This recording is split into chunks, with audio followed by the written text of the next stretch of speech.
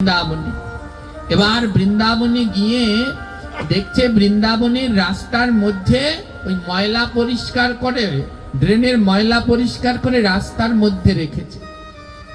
এবার সেই শিষ্য মনে মনে বলছে, এই বৃন্দাবন এমন অপরিষ্কার, রাস্তার মধ্যে এমন ময়লা রেখে দিয়েছে,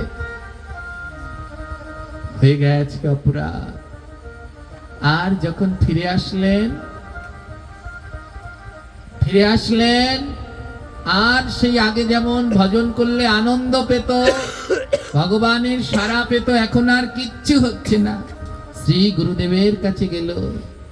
গুরুদেব বলল, তোমার অপরাধ হয়েছে, কারণ বৃন্দাবনে যে কীট পতঙ্গ হয়ে জন্মগ্রহণ করে তারও কোটি জন্মের ভাগ্য। তুমি ওই বৃন্দাবনের ময়লা দেখে অবজ্ঞা করেছো, ওই ময়লাদেরও কোটি জন্মের ভাগ্য, তারা বৃন্দাবনে ময়লা হয়েছে। যাও ওই ময়লার কাছে গিয়ে ক্ষমা চাও। ক্ষমাটাই বৃন্দাবনে কোনো ধামে হুটহাট করে নয়, আগে দেহটাকে ভজন যোগ্য করতে হয়, তারপরেই তাকে বৃন্দাবনে নিতে হয়। আগে সমস্ত লোভ, আহার, বিহার, কাম, ক্রোধ, লোভ, মোহ, এগুলো ত্যাগ করতে হয়। তারপরে যদি কেউ ব্রজে যায় তাহলে তার কৃষ্ণ প্রেম হয়, নচেত নয়। ধ্যান দিন।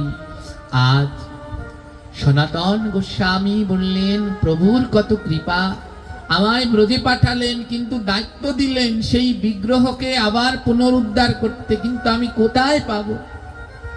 সনাতন গোস্বামী ভিক্ষা করে জীবন যাপন করতেন। গোস্বামীগণ কোনো অন্ন গ্রহণ করতেন না, তারা 12 মাস রুটি এবং কোনো শাক পাতা সিদ্ধ করে পেতেন। তাই দ্বাদশ টিলা আজও রয়েছে, সেই যুগল টিলা, সেইখানে ঝুপড়ি ঘরের ভিতরে সনাতন গোস্বামী ভজন করতেন। আর প্রতিদিন ভিক্ষা করতে ওই ব্রজবাসীদের দ্বারে যেতেন। প্রতিদিনের ন্যায় আজও যাচ্ছে, আর বদন ভরে ভগবানের নাম গাইছে।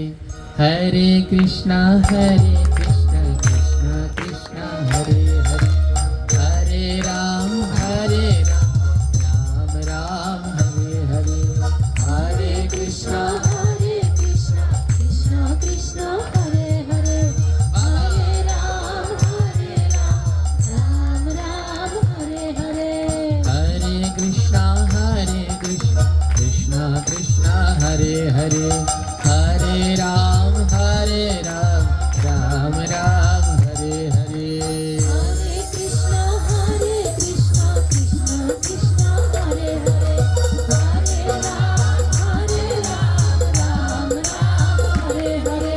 আমার নাম করে করে যখন সনাতন গোস্বামী ভিক্ষা করতে যাচ্ছেন, একটা খালি জায়গায়, এখন তো কত লোকালয়, আর আজ থেকে 550 বছর আগে এত লোকালয় ছিল না। ওই খালি জায়গা নিয়ে যখন যাচ্ছে, একটা ছোট্ট ছেলে সনাতন গোস্বামীর হাত টেনে ধরেছে। ছেলেটার বয়স 4 কি 5 বছর। ছেলেটা হাত টেনে ধরে বলছে, ও বাবা, বাবা দাঁড়াও, আমা এ জগতে তিনি সমস্ত ত্যাগ করেছেন, সুখ, কোন স্ত্রী সুখ সব ত্যাগ করেছেন, কোনো সন্তান নেই, আর তাকে স্বয়ং বাবা ভগবান ডাকছেন। ছোট্ট এক বালক ডাকছে, বাবা দাঁড়াও দাঁড়াও। যখনই তাকালেন বালকটার দিকে, অপূর্ব শ্যাম বর্ণ কোকড়ানো চুল, গলায় সোনার হার, কুঞ্জ ফুলের মালা, মাথায় ময়ূর পুচ্ছ। তুমি আমায় বাবা বলে ডাকলে? আমি তো ভেবেছিলাম এ জগতে আমায় কেউ বাবা বলে ডাকবেই না। যারা এই জগতের সুখ ত্যাগ করে তাদেরকে বাবা ডাক শোনাতে স্বয়ং ভগবান চলে আসে। ওই বালকটি অন্য কেউ ছিল না, সাক্ষাৎ ভগবান। সনাতন গোস্বামী বললেন, তোমার নাম কি বালক? সেই 4 বছরের ছোট্ট বালকটি বললেন, আমার নাম মদন। ও, খুব সুন্দর নাম। ও বাবা, আমাকে তোমার সাথে নিয়ে যাও, আমি তোমার সাথে যাব। সনাতন গোস্বামী বলে, মাথা খারাপ হয়ে গেছে, তুমি তোমার মা বাবার কাছে ফিরে যাও। কোন রকম এমনি করে ছাড়িয়ে পাঠিয়ে দিলেন। আবার দ্বিতীয় দিন যখন ওই রাস্তা দিয়ে ভিক্ষা করতে গেছে, আবার সেই ছেলেটি এসে টেনে ধরেছে, ও বাবা, বাবা আমাকে তোমার সাথে নিয়ে যাও। তোমার গ্রাম কোথায়? ওই যে দূরে নন্দগ্রাম, ওটা আমার গ্রাম। তোমার বাবা মা? হ্যাঁ, সবাই আছে। তুমি তোমার বাবা মার কাছে ফিরে যাও বালক। আমি যে বড় কাঙাল, আমার ভাঙা কুঠির, আমার কাছে কিছু নেই, আমি তোমায় কোথা থেকে খাবার দেব? তুমি তোমার বাবা মার কাছে ফিরে যাও। তৃতীয় দিন আবার যখন ওই রাস্তা দিয়ে ভিক্ষা করতে যাচ্ছে, আবার সেই বালকটি এসে হাত টেনে ধরেছে, ও বাবা নেও না আমায়, এখানে তো কোনো কেউ নেই, এখানে জরনিম্ন এলাকা, এখানে তো কেউ নেই, তুমি কার সাথে এসেছো? ছোট্ট বালকটি বলছে, আমার বন্ধুদের সাথে এখানে খেলতে এসেছি। যাও যাও, বন্ধুদের সাথে ফিরে যাও। তৃতীয় দিন যখন বলছে ফিরে যাও, ছোট্ট বালকটি বলছে, বাবা আমি 3 দিন তোমার কাছে যেচে সেদে আসলাম, তোমার সাথে যাব বলে, আমায় ফিরিয়ে দিলে তো? দেখবে কাল সকালে দরজা খুলে আমি তোমার ঘরের সামনে দাঁড়িয়ে আছি, আর ঘরের সামনে গেলে আমায় ফিরাতে পারবে? আজ দূরে দূরে আসলাম তাই ফিরিয়ে দিলে, ঘরের সামনে গেলে আর আমায় ফিরাতে পারবে না। এই বলে বালকটি দৌড়ে চলে গেল। ওদিন রাত্রবেলায় সেই ব্রহ্ম মুহূর্তে সনাতন গোস্বামী স্বপ্নে দেখছেন সেই বালকটি তার ঘরের সামনে এসেছেন, আর এসে ডাকছে, বাবা দরজা খোলো, দরজা খোলো। সনাতন গোস্বামী লাফ দিয়ে উঠলেন, লাফ দিয়ে উঠে বললেন, আর লাফ দিয়ে উঠে যখন দরজা খুললেন, আর দরজা খুলে দেখলেন ভগবানের অপূর্ব শ্রী বিগ্রহ সনাতন গোস্বামী গৃহের সম্মুখে দাঁড়িয়ে আছে। এটাই সেই সপ্ত বিগ্রহের বিগ্রহ, শ্রী রাধা মদন মোহ। হরি বল।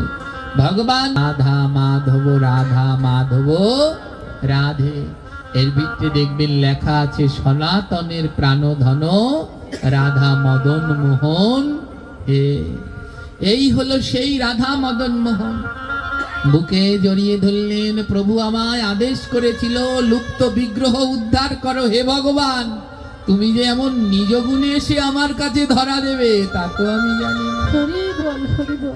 চারদিকে খবর পৌঁছে গেল, সমস্ত গোস্বামীগণ ছুটে আসলেন।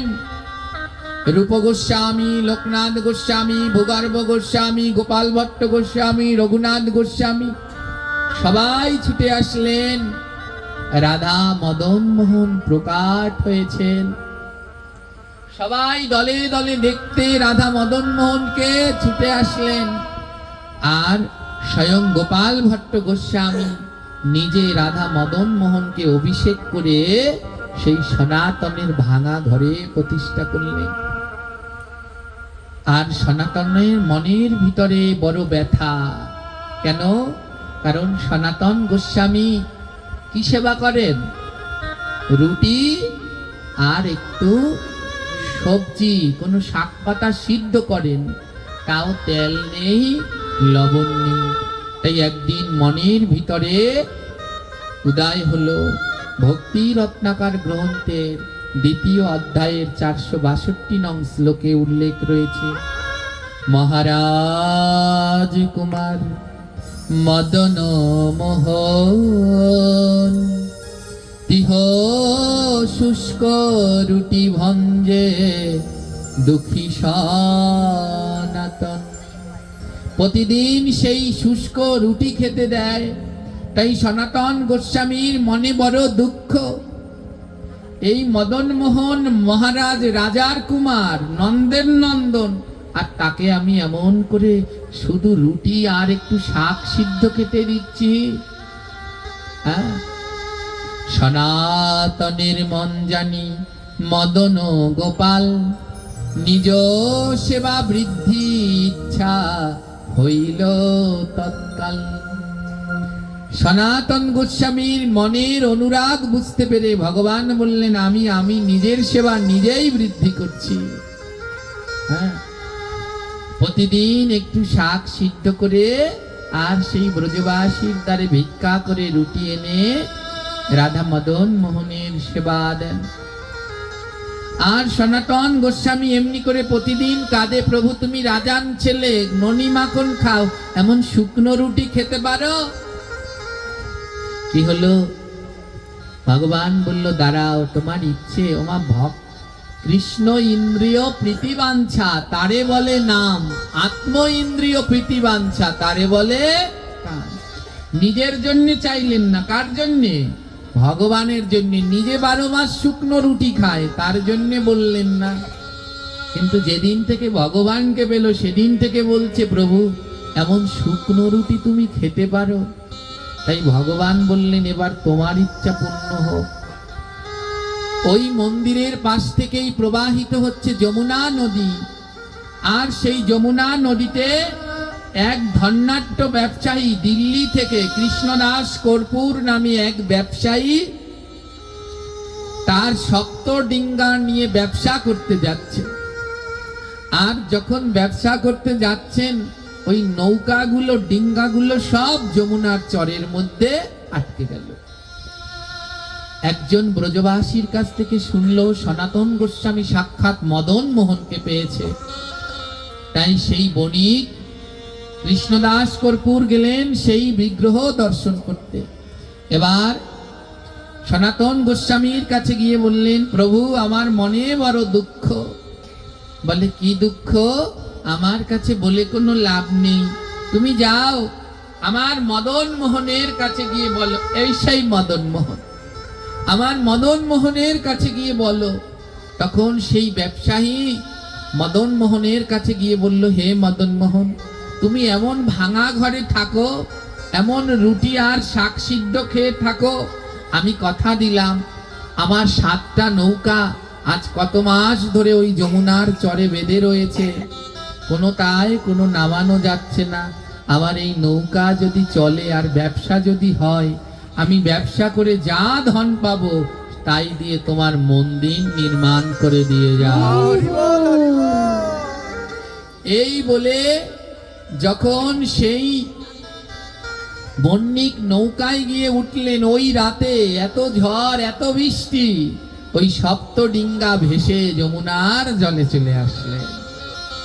আর বণিক ব্যবসা করতে গেলেন, ব্যবসা করে এত অঢেল ধন পেলেন, সেই ধন দিয়ে ফিরে যাওয়ার পথে, দিল্লি ফেরার পথে বণিক সেই ধন দিয়ে ওইখানে সেই মদন মোহন মন্দির প্রতিষ্ঠা করেন।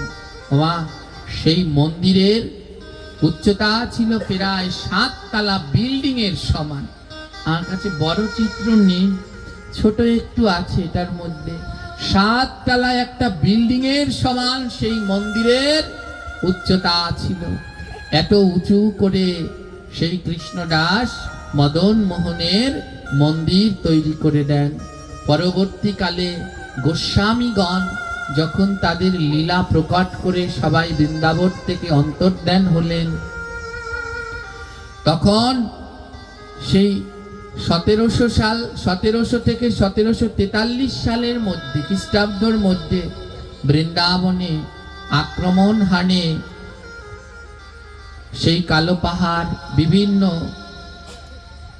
বিধর্মীরা আক্রমণ হেনে বৃন্দাবনের মন্দিরগুলো ধ্বংস করতে থাকে। তখন এই মদন মোহনকে জয় সিংহ